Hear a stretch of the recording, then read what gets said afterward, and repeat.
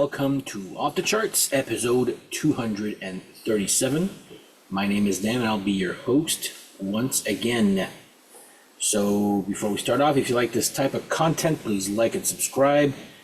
Hit like, hit the little share button, subscribe, whatever.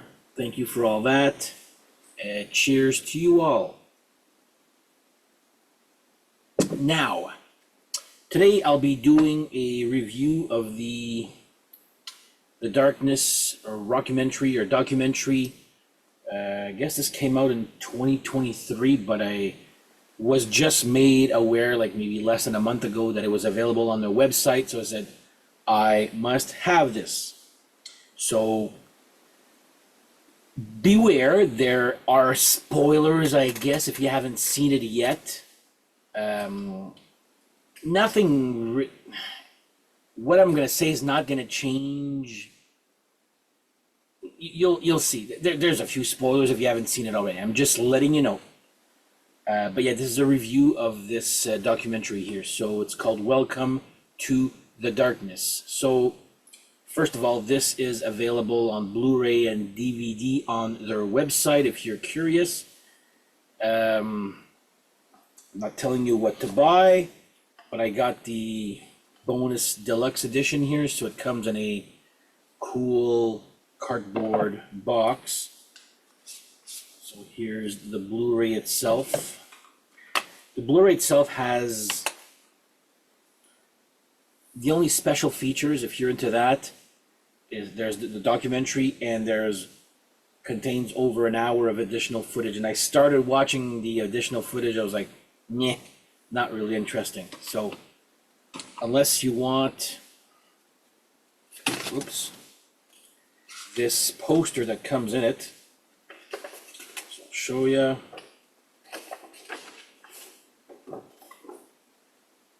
Here, so it comes with this poster inside it, and about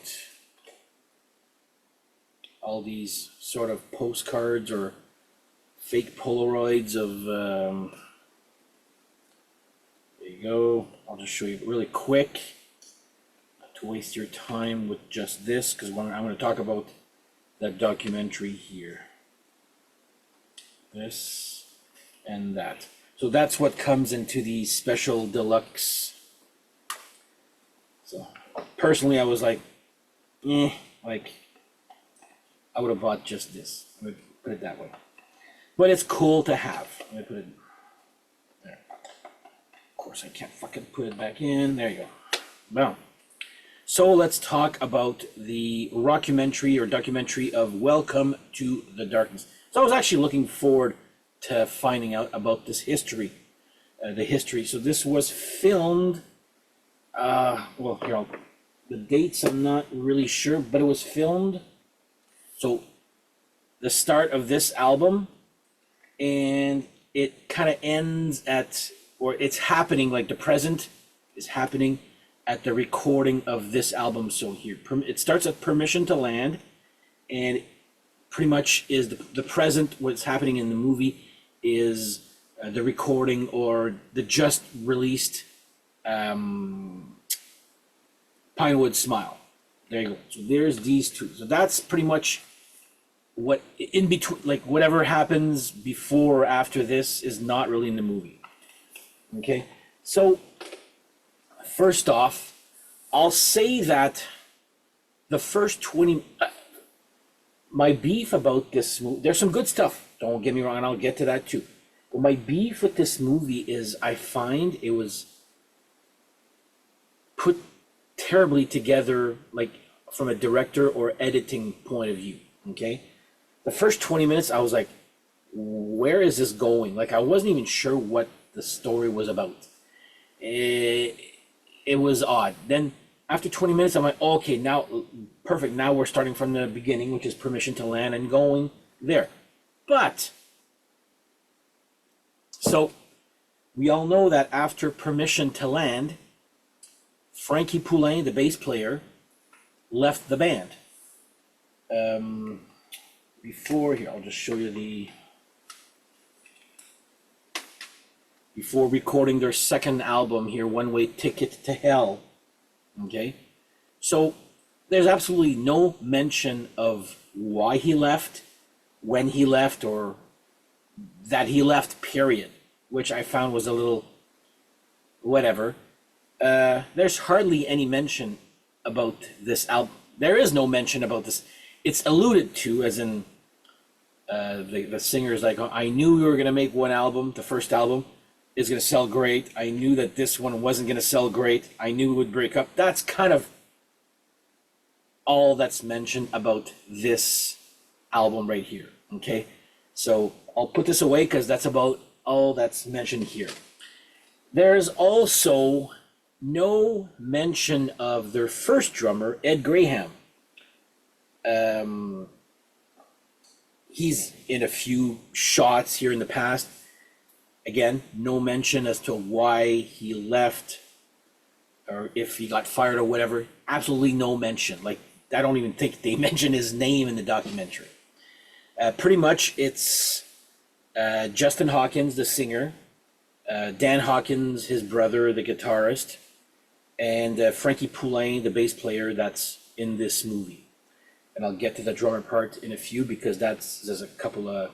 So it goes from, Permission to Land, then One Way Ticket to Hell, then The Breakup, which is, they talk about a lot about the breakup, okay?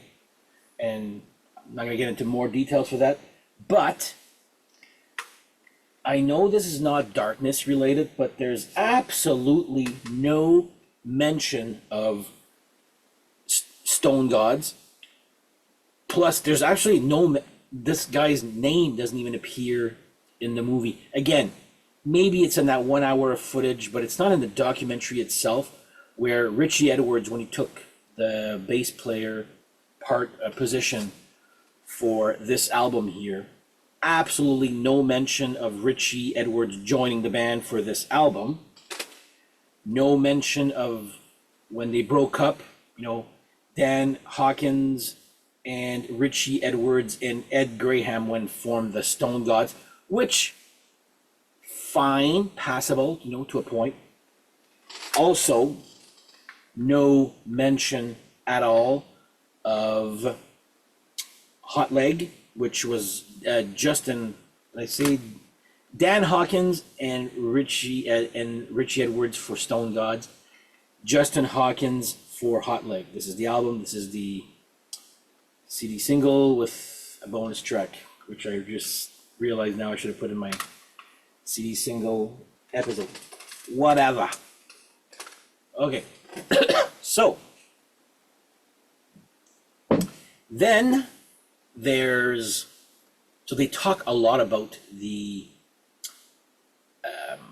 breakup and how they slowly, when they got back together, and it's about their trying to get back to how they were circa album number one, how big they were for album number one, which is fine. So then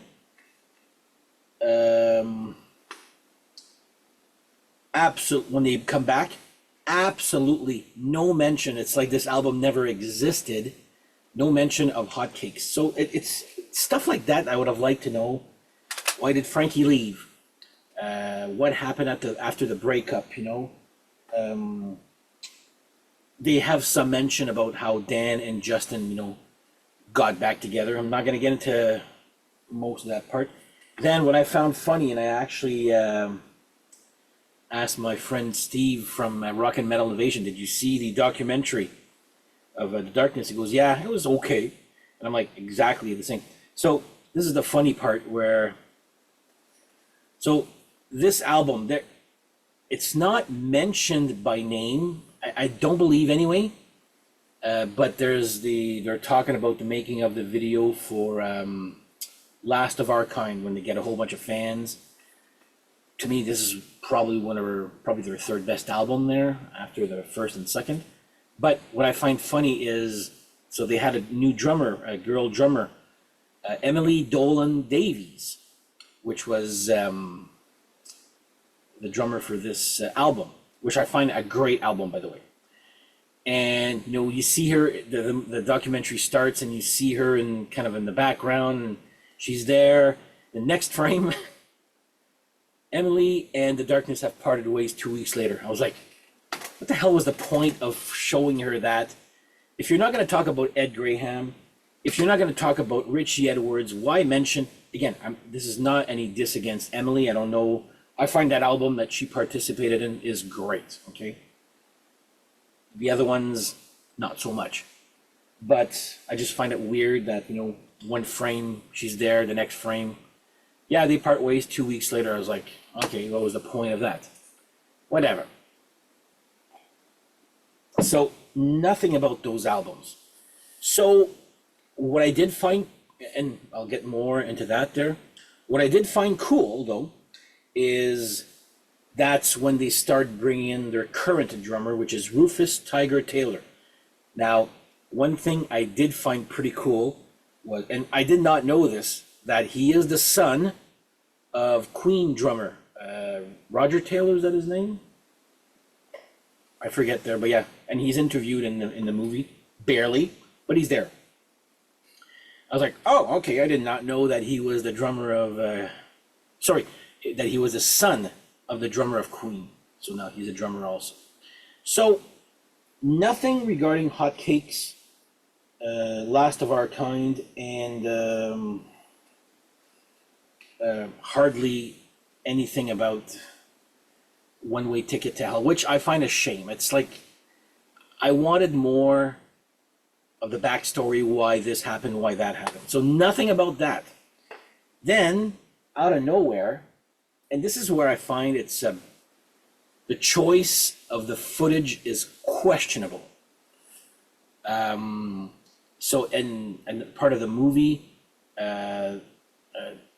Justin has some issue with his throat, so he's got some lump, and it takes a good 15 minutes of the movie, or the documentary, I should say, and it's about, oh my God, will the darkness continue, and blah blah blah. Well, the darkness is going to continue because this was filmed between the first one and it takes place after Pinewood Smile. But we all know that they came out with Easter is Cancelled and Motorheart. So I'm like, well, we knew that he was going to go, he was going to get through it, right? Because there's still 2 albums after that. So I was like, okay, that was a little, like, again, I would have put more stuff on either Ed Graham, why he left, why Frankie left the first time, what happened to Richie Edwards, stuff like that. So that's kind of like the negative part. The positive part is, well, like I said, we got to find out that the current drummer is the son of Queen drummer. That was cool. This is a documentary should have this effect on you, where it actually made me want to go and re-listen and revisit some albums I didn't really give a chance, especially Pinewood Smile. I actually went and bought, a couple of days later, I met my friend Pascal at the record store by chance. Yeah, I'm going to buy the Pinewood Smile. I just saw the documentary. It was good. But it made me want to go and revisit the albums that I didn't really give a chance, like Pinewood Smile, Hotcakes, that era. Stuff that I guess I was like, I thought I was okay there. But you're cheering for it puts you in their corner, and you're cheering for them to get back to the success that they once had. So that's kind of like the positive. I mean, it's a good story, but to me, there's missing a lot, and I mean a lot of information. And again, nothing against the putting the throat operation part, but it was just like, oh my God, what's going to happen? Well, we know what's going to happen because this movie was made like 5 years ago almost, and they released 2 albums afterwards. So you kind of know he's going to pull through, but I don't know. It's a good documentary. Don't get me wrong. I'm glad I bought it. But overall, I find that there's a lot of stuff missing. Questionable editing and questionable directing, I would say. Just some stuff in there where just like, you're like, eh. But anyway, check it out. So, I'm just gonna, whoops. So, Welcome to the Darkness, currently available on their. I've seen worse documentaries. Let me put it that way. Okay, it's still good. I don't want to bash it. It's not a rant or a bash here. There's still some good stuff in it. But Three Little Dots, I would have definitely gone another route with doing a history of this band. Missing so much stuff. I bet you someone is going to comment is going to say, "Well, it's all in the 1 hour additional footage." Okay, I started watching them and they weren't that interesting to me there, so whatever. I don't really care about seeing Dan Hawkins chop down a tree and almost killing the cameraman. Well, I missed you by that much, buddy. Ah, I'm like, okay, this is the type of footage I'm gonna be watching. I'm like, no. So anyway, The Darkness. Welcome to the Darkness. That is my review for the documentary. If you've seen it, let me know in the comments. What did you think? Am I overreacting, or am I on the ball with this one here? Anyway, let me know. So, on that note, take care, guys. Thank you for watching, and we shall see you guys next episode. Take care. Bye bye.